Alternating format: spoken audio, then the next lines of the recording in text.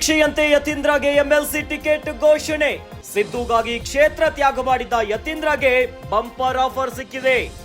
ಯತೀಂದ್ರ ಸಿದ್ದರಾಮಯ್ಯ ಸೇರಿ 8 ಮಂದಿಗೆ ಟಿಕೆಟ್ ಘೋಷಣೆ.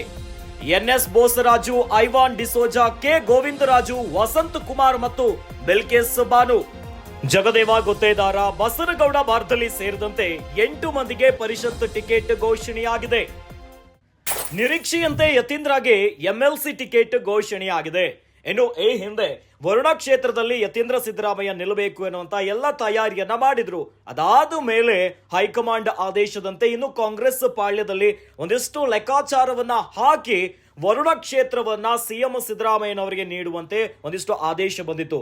ಈ ಹಿನ್ನೆಲೆಯಲ್ಲಿ ವರುಣಾ ಕ್ಷೇತ್ರವನ್ನ ತ್ಯಾಗ ಮಾಡಿ ತಂದೆ ಸಿದ್ದರಾಮಯ್ಯನವರಿಗೆ ನೀಡಿದ್ರು. ಇನ್ನು ಆ ಹೊತ್ತಿನಲ್ಲೇ ಯತೀಂದ್ರ ಸಿದ್ದರಾಮಯ್ಯಗೆ ಒಂದಿಷ್ಟು ಭರವಸೆಯನ್ನ ಕೊಟ್ಟಿದ್ರಂತೆ ಪಕ್ಷದಲ್ಲಿ, ಮುಂದಿನ ಹಂತದಲ್ಲಿ ಪರಿಷತ್ ಟಿಕೆಟ್ ಅನ್ನ ನೀಡ್ತೀವಿ ಅನ್ನೋದಾಗಿ. ಅದರಂತೆ ಈಗ ನಿರೀಕ್ಷೆಯಂತೆ ಯತೀಂದ್ರ ಸಿದ್ದರಾಮಯ್ಯಗೆ ಎಂಎಲ್ಸಿ ಟಿಕೆಟ್ ಘೋಷಣೆಯಾಗಿದೆ. ಕ್ಷೇತ್ರವನ್ನ ತ್ಯಾಗ ಮಾಡಿದ ಯತೀಂದ್ರಗೆ ಒಂದು ಬಂಪರ್ ಆಫರ್ ಸಿಕ್ಕಂತ ಕಾಣಿಸ್ತಿದೆ. ಯತೀಂದ್ರ ಸಿದ್ದರಾಮಯ್ಯ ಸೇರಿ 8 ಮಂದಿಗೆ ಪರಿಷತ್ ಟಿಕೆಟ್ ಘೋಷಣೆಯಾಗಿದೆ.